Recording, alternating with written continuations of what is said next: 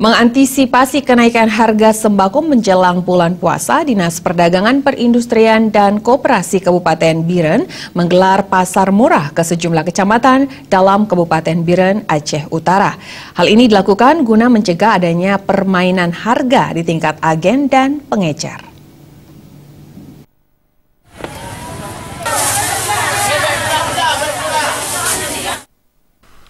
Untuk mengantisipasi kenaikan harga bahan pokok menjelang bulan puasa, Dinas Perdagangan, Perindustrian dan Koperasi Kabupaten Biren Aceh menggelar pasar murah untuk masyarakat kalangan bawah.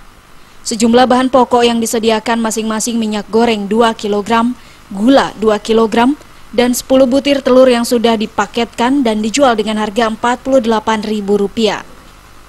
Setiap 1 kg gula dan minyak disubsidikan oleh pemerintah setempat sebesar Rp2.500, sementara telur disubsidikan sebesar Rp100 per butirnya. Pasar murah tersebut digelar setiap 2 hari sekali ke sejumlah kota, kecamatan yang ada di Kabupaten Biren.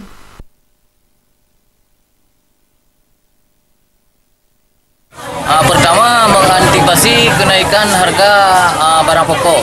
Cuma kemampuan Pemda kita tanggulangi untuk 3 kebutuhan pokok, yaitu gula, minyak goreng, dan telur.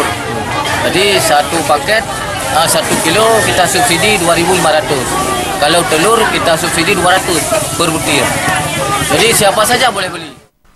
Untuk mengantisipasi kenaikan harga barang menjelang bulan suci Ramadan, pemerintah Kabupaten Biren menyediakan masing-masing sebanyak 5 ton gula dan minyak goreng untuk setiap kecamatan yang ada di kabupaten setempat.